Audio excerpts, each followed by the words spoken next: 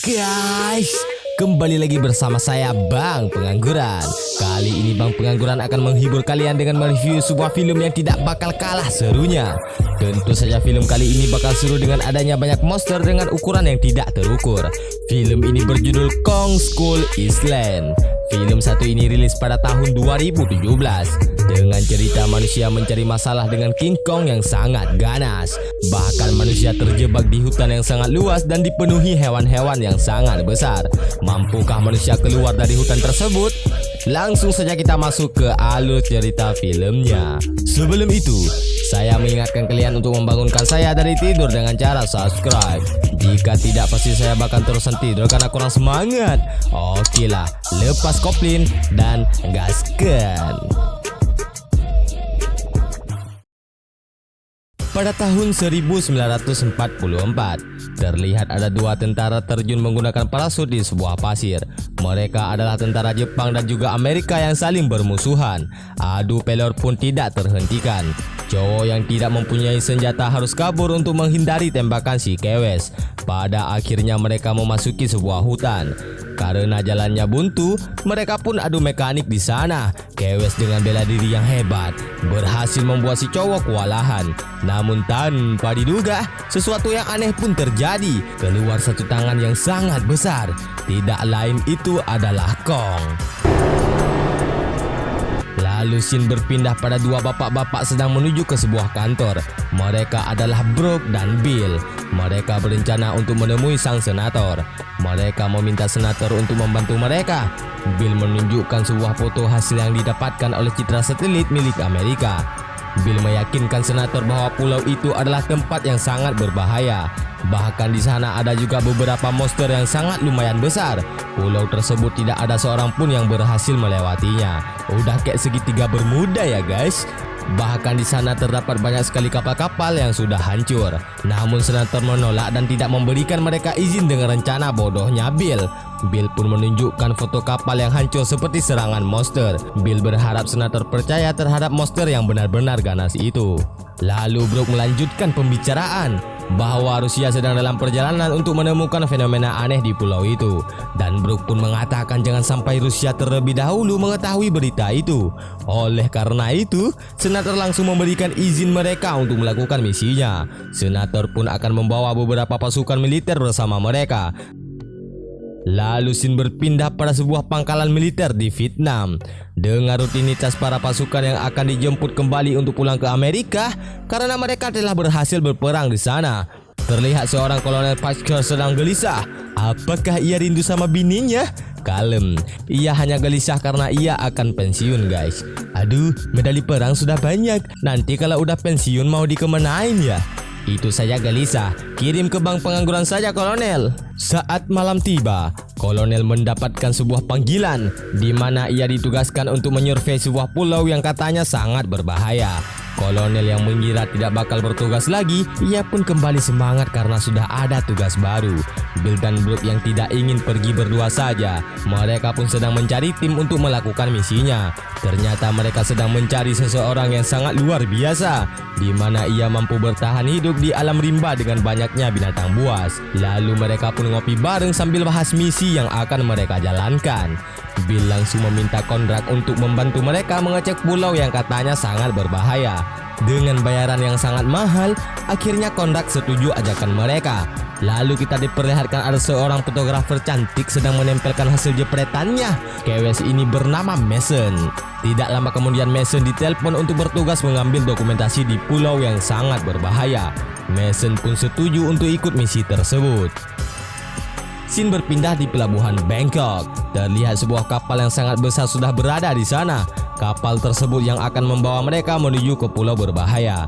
Beberapa pasukan pun sudah berada di sana untuk melakukan misi mengecek pulau Skull Island. Mason yang baru tiba di sana dihadang oleh kolonel. Cewek nggak boleh keluar malam, pulang sana. Mason langsung menunjukkan bakatnya yang sudah ia jalani. Mason pun diizinin kolonel untuk masuk ke kapal.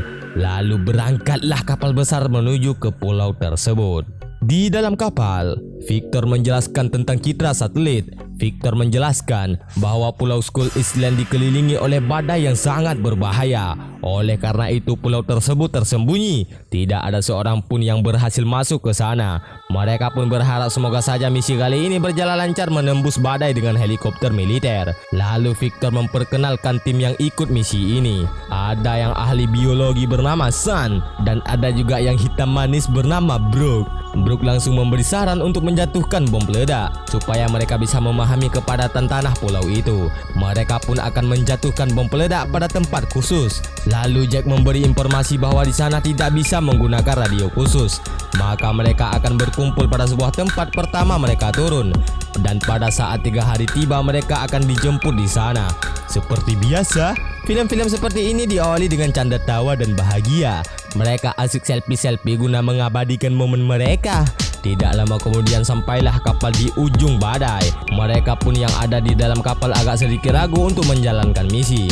Apakah mereka akan melanjutkan misi atau menundanya? Karena badai yang berada di depan mereka sangatlah dahsyat. Victor pun mengatakan, kayaknya saya nggak berani melakukan aksi ini. Mending tunda saja deh. Bill yang penuh semangat mengajak mereka untuk melanjutkan misi. Karena dengan kerjasama pasti kita bisa melewati badai itu. Lalu mereka pun menaiki helikopter untuk menembus badai tersebut. Banyak sekali yang sudah disiapkan untuk misi ke pulau berbahaya, termasuk juga senjata FF berbagai variansi. Mereka pun berangkat menembus badai. Let's do this. Higher and higher. Goncangan yang sangat dahsyat membuat mereka sedikit panik. Gimana gak panik? Udah badainya gede, ditambah petir yang ada di mana-mana. Karena helikopter mereka sangatlah canggih, alhasil mereka pun berhasil menembus badai tersebut. Mereka pun sangat bahagia karena berhasil menemukan pulau tersebut. Terlihat pulau-pulau dan juga hutan-hutan yang sangat indah seperti Pulau Amazon. Kolonel menyuruh semua tim untuk berpencar. Beberapa helikopter bersiap-siap untuk meluncurkan bom. Satu persatu bom pun dijatuhkan pada area tertentu. Sun pun sedikit takjub saat melihat respon seismik pulau yang luar biasa. Mereka pun menjatuhkan banyak bom lagi. Brooke pun melihat bahwa ada rongga di bawah pulau yang sangat besar. Dengan teriakan kesenangan, semua berubah saat pohon kelapa menghampiri salah satu helikopter.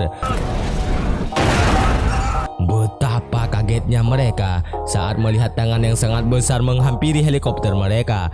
Itu adalah tangannya Kong. Terlihat Kong sangatlah marah pada mereka yang telah mengebom tempatnya. Para ilmuwan pun panik saat mendengar kabar warning dari temannya.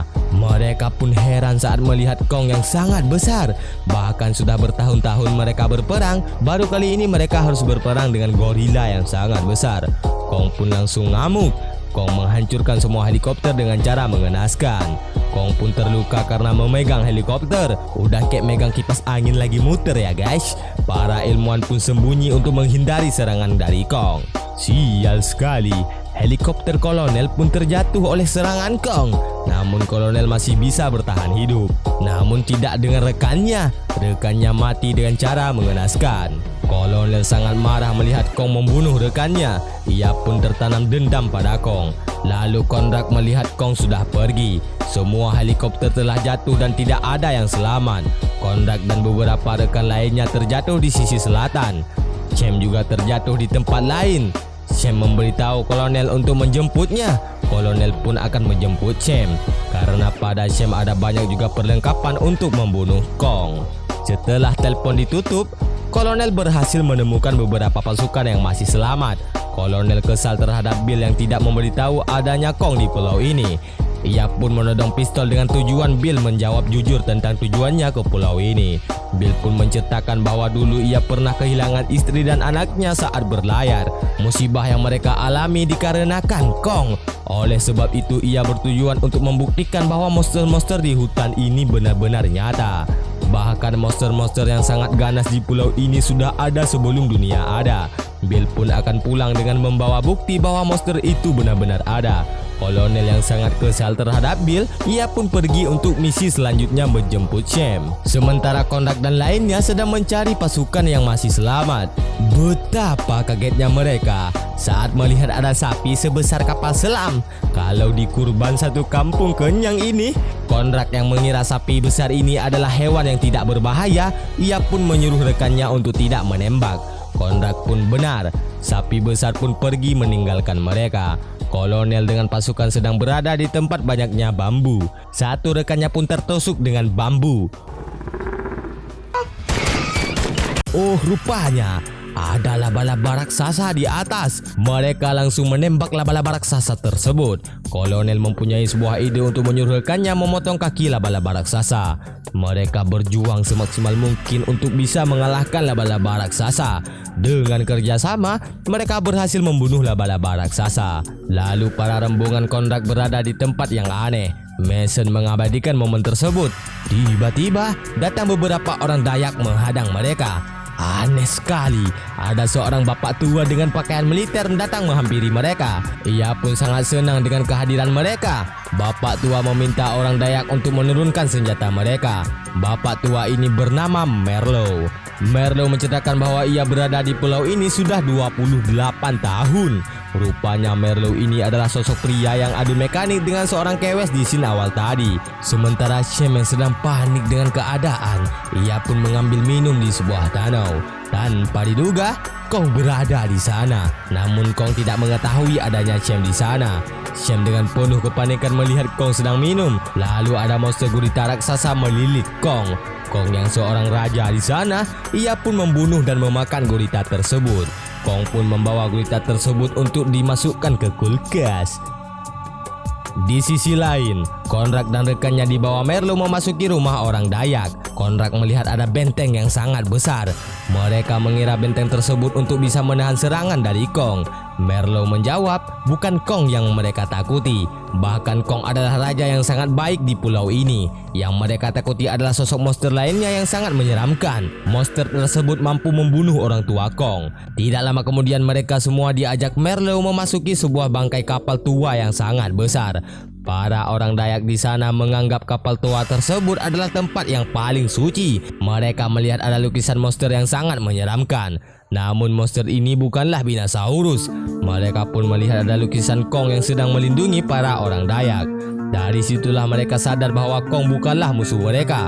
Lukisan terakhir memperlihatkan Kong yang sedang melihat jasad ayah dan ibunya. Rupanya dulu di pulau ini Kong dan orang tuanya adalah penjaga pulau berbahaya ini. Namun orang tua Kong harus ganti alam dengan adanya monster yang mengerikan. Dan sekarang cuman Kong satu-satunya raja yang bisa melindungi pulau ini. Konrad pun sadar Kong menyerang mereka karena sebuah bom yang membuat Kong marah. Kini monster yang menyeramkan tersebut adalah Skull. Skull ini selalu bersembunyi di bawah tanah. Kong mampu membunuh Skull yang masih kecil, sedangkan yang besar membuat Kong kewalahan. Bahkan orang tua Kong saja mati dimakan Skull. Konrad langsung mengajak Merlo untuk menuju ke lokasi penjemputan. Merlo pun sangat senang karena ia sangat rindu sama keluarganya. Gimana gak rindu, cok? 28 tahun bukan waktu yang singkat. Merlo mengajak Konrad untuk melihat sebuah kapal rakitannya. Merlo pun mencoba banyak sekali cara untuk menghidupkan kapal tersebut, namun selalu gagal. Konrad dan rekannya pun akan memperbaiki kapal Merlo untuk bisa menuju ke utara lokasi penjemputan. Mason yang asing mengabadikan momen, ia pun mendengar ada suara monster di luar benteng. Tanpa pikir panjang, ia pun pergi melihatnya. Rupanya benar ada sapi besar sedang terjebak dengan puing-puing helikopter. Mason yang kasihan mencoba untuk menolongnya.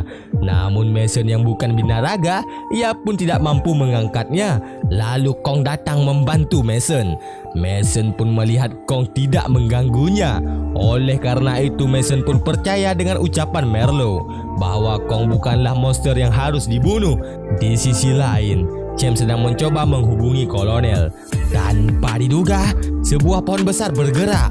Rupanya itu adalah semut raksasa. Cem pun mencoba melawan dengan menembak semut raksasa. Aneh sekali, semut raksasa malah pergi. Cem yang menduga ada sesuatu di belakangnya. Nah kan, rupanya benar sekali.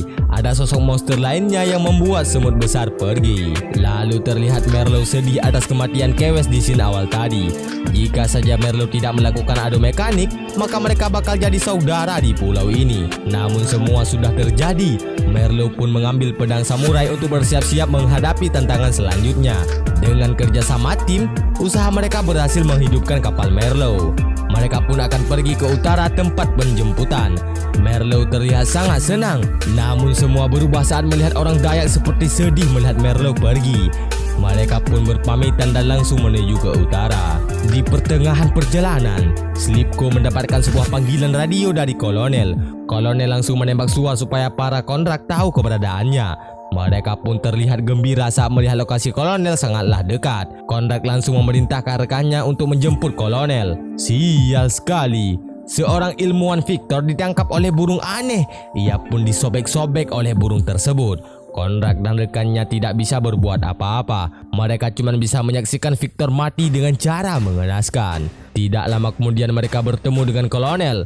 Konrad langsung memperkenalkan Merlo pada kolonel. Lalu Konrad mengajak kolonel untuk menaiki kapal. Kolonel menolak karena ia ingin menjemput Sham terlebih dahulu. Merlo yang tahu keberadaan Sham adalah sarang Skrull, Merlo meminta kolonel untuk tidak pergi ke sana. Terjadilah sedikit cekcok antara kolonel dan Merlo. Kolonel mengajak Konrad untuk ikut bersamanya karena kolonel yakin bahwa Sham masih hidup di sana. Konrad yang tidak bisa berbuat apa-apa, ia pun terpaksa harus ikut dengan kolonel. Begitu juga dengan yang lainnya. Mereka pun berjalan menuju ke tempat Sham berada. Tidak lama kemudian mereka menemukan sebuah tengkorak raksasa keluarga Kong. Kolonel mengajak mereka semua untuk masuk ke tengkorak raksasa. Merlo yang tahu itu adalah sarang Skrull, ia pun melarangnya. Namun kolonel tetap bersikeras untuk masuk ke dalam sana. Salah satu anggota mereka membuang rokok sembarangan. Hal itu pun membuat sebuah ledakan karena memicu gas bumi. Tidak lama kemudian mereka mendengar ada sesuatu yang datang. Tidak lain itu adalah Skrull yang kecil. Skrull pun memuntahkan tengkorak Sham. Konrad sangat kaget melihat tengkorak tersebut adalah Sham. Konrad mengambil kalung Sham. Sial sekali, Bill harus ganti alam ditelan oleh Skrull. Adu mekanik pun terjadi di sana. Mereka dengan senjata FF dan pedang Sasuke bertarung melawan Skrull. Dengan sebuah korek api, mereka berhasil meledakkan Skrull. Lalu mereka langsung bergegas mencari Sham. Konrad menjelaskan bahwa Sham sudah dimakan oleh Skrull. Namun kolonel tetap bersikeras untuk mengambil peralatan senjata yang bisa membunuh Kong. Merlo langsung menghentikan rencana kolonel karena Kong tidak pantas untuk dibunuh. Karena Kong adalah penjaga pulau ini. Monster yang harus dibunuh bukanlah Kong, melainkan monster lainnya yaitu Skrull.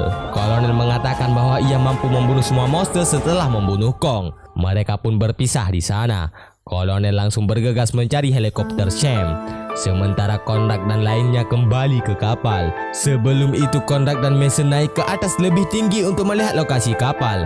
Kolonel dan rekannya sudah berhasil menemukan helikopter Sham. Mereka langsung mengambil perlengkapan bom dan senjata lainnya untuk membunuh Kong. Konrad dan Mason berhasil sampai di atas. Mereka pun melihat kapal di sungai berlabuh. Tanpa mereka sadari, Kong tiba-tiba berada di balik asap mendekati mereka. Mason mencoba santai memegang Kong. Terlihat Kong tidak jahat sama sekalipun. Namun sial sekali, sebuah ledakan dari kolonel membuat Kong marah menuju ke sana. Konrad turun ke bawah memerintahkan rekannya untuk kembali ke kapal terlebih dahulu. Sementara itu ia akan membantu Kong dulu. Merlo pun ikut bersama Konrad untuk membantu Kong. Kolonel memancing Kong untuk masuk ke dalam sebuah danau yang sudah dibasahi minyak. Setelah Kong memasuki danau tersebut, kolonel langsung melemparkan api. Kong pun terbakar. Mereka berhasil membuat Kong pingsan. Lalu mereka memasang peledak di dekat Kong. Tiba-tiba datang Konrad melarang kolonel meledakkan Kong. Konrad tidak segan untuk membunuh kolonel jika ia berani membunuh Kong. Slipko yang sadar yang dilakukannya salah, ia pun menodongkan senjata pada kolonel. Tanpa diduga, Skrull keluar dari dalam danau dengan ukuran yang sangat besar. Mereka ketakutan lari abruk-abrukan keruyuk. Sementara kolonel masih saja bengong di sana. Kong pun terbangun dan menggeprek kolonel. Mamam tuh. Kong dan Skrull pun adu mekanik. Tanpa terasa pagi pun tiba. Konrad memerintahkan Mason untuk naik ke atas bukit dan menembakkan suar supaya Brook mengetahui keberadaan mereka. Lainnya pun mengalihkan perhatian Kong.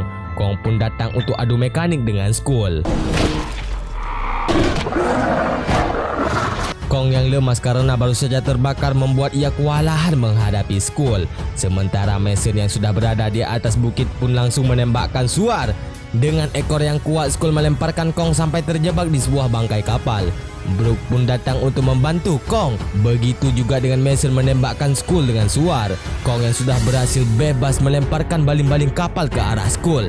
Skrull pun terkena baling-baling kapal. Pertarungan Kong dan Skull membuat Mason terjatuh ke dalam air. Kong mengikat Skull dengan rantai kapal. Kong pun berhasil melumpuhkan Skull. Kong langsung menolong Mason yang tenggelam. Sial sekali, Skull masih hidup. Kong pun melawan Skull dengan Mason yang masih ada di tangannya. Dengan tenaga yang sangat kuat, Kong berhasil mencabut lidah Skull. Skull pun is dead. Kong pun menurunkan Mason dan pergi melanjutkan perjalanannya. Tidak lama kemudian 3 helikopter datang untuk menjemput mereka. Di akhir filem, betapa bahagianya keluarga Merlo saat melihat Merlo masih hidup. Anaknya pun sangat senang saat melihat kehadiran sang ayah. Sementara Conrad dan Mason sedang berada di sebuah ruangan, kemudian datang Brooke memberitahu bahwa bukan cuma Kong yang menjadi raja di pulau itu. Mereka langsung menunjukkan layar tancap tentang banyaknya monster lain yang sangat menyeramkan. Apakah part berikut bakal lebih seru dengan adanya monster baru? Kalem, sutradara sedang membuat skenario dan filem pun sudah berakhir. Bagaimana? Sangat seru bukan? Ya, begitulah kira-kira. Dan itulah tadi alur cerita filem Kong Skull Island. Buat kalian yang suka dengan channel ini, jangan lupa subscribe ya. Like juga jika kalian suka sama video ini. Komen di bawah untuk request film apa lagi yang harus Bang Pengangguran bahas. Sampai jumpa di next video. Bye-bye. Oh ya, saya belum mengucapkan minal aizin wal faizin. Mohon maaf lahir dan batin. Sekali lagi, bye-bye.